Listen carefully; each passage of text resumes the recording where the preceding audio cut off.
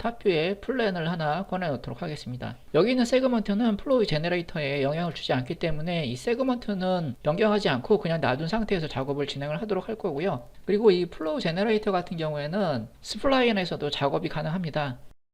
플랜이 선택된 상태에서 모디파이 패널에서 플로우 제너레이터를 선택해서 등록을 하도록 하겠습니다. 지금 보시면은 단위가 센티미터로 설정이 되어 있습니다. 이 플랜의 크기를 조금만 더 키워주도록 할게요. 그리고 V-Ray 라이트를 하나 설치하도록 하겠습니다. 이 플로우 제너레이터 같은 경우에는 5가지의 패턴을 가지고 있습니다. 기본으로 제공이 되는 스탠다드를 가지고 작업을 해볼 거고요. 여기에 있는 이 랭스 값 같은 경우에는 이 길이를 조절을 해줄 수가 있습니다. 그리고 폭을 조절을 해줄 수가 있고요. 그리고 이 아래쪽에 있는 그라우트 같은 경우에는 이 벌어지는 틈을 조절을 해줄 수가 있습니다. 그리고 익스트루드는 높이를 조절을 해줄 수가 있고요. 베벨 같은 경우에는 여기에 꺾여지는 부분을 조절을 해줄 수가 있습니다. 이 부분의 체크를 끄게 되면은 두께가 없는 평면이 표현이 되는 거고요. 체크가 되어 있다면 두께를 표현을 해줄 수가 있습니다. 그리고 바닥면에 깔려 있는 나무 무늬를 보게 되면 이렇게 지그재그로 깔려져 있는 것을 확인을 할 수가 있는데요. 여기에서 이 옵셋 값을 가지고 조절을 해줄 수가 있습니다. 지금 보게 되는 여기서부터 여기까지의 거리를 조절을 해줄 수가 있는 거고요. 여기에 있는 락 버튼을 눌러주게 되면은 최대값과 최소값 사이에서 왔다 갔다 하게 되는 거거든요. 지금 보시면은 거리가 아주 멀리 있는 것도 있고 그리고 거리가 가까운 곳도 있습니다. 다시 한번 락 버튼을 눌러주게 되면은 최소값만을 가지고 사용을 할 수가 있는 겁니다. 하지만 대부분의 바닥을 보게 되면은 일정한 간격으로 길이가 정해져 있죠. 그리고 불규칙한 패턴을 만들고 싶다면 여기에 있는 이 버튼들을 클릭을 해서 맥스 값과 미니 값을 조절을 해주면 되겠습니다. 그리고 저 같은 경우에는 뷰포트에서 이 틈을 볼 수 있게끔 그라우트 값을 3으로 줬는데요. 기본 값이 0.2로 되어 있기 때문에 이 정도 값을 가지고 사용을 하면 되겠습니다.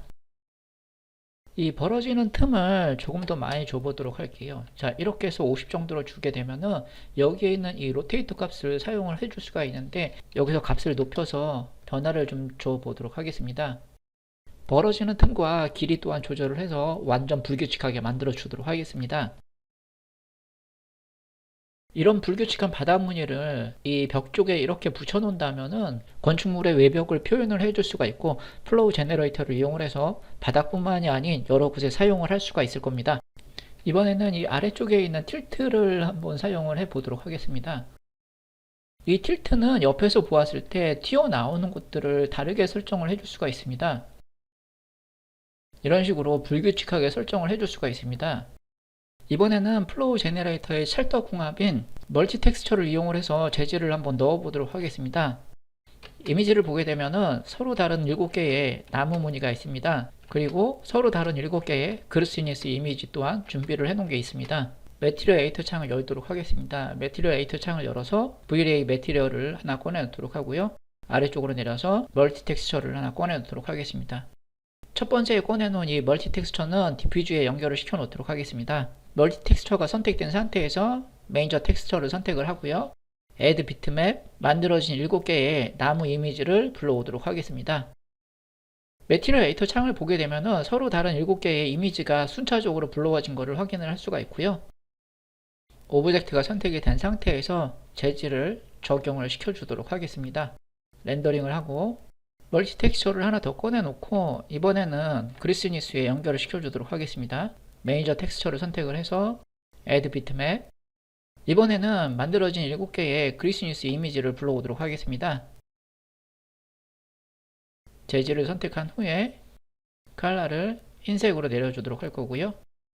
그리스니스가 적용된 멀티 텍스처를 선택을 한 후에 감마 값을 조절을 해서 반사 값을 조금 더 조절을 해 보도록 하겠습니다.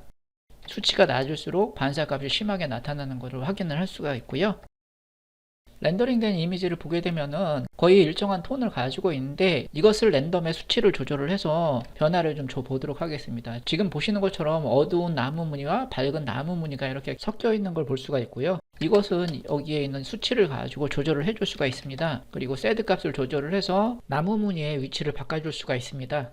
이번 시간에는 실내 인테리어를 할 때 유용하게 사용할 수 있는 스크립트인 플로우 제너레이터와 멀티 텍스처에 관해서 설명을 드렸습니다. 감사합니다.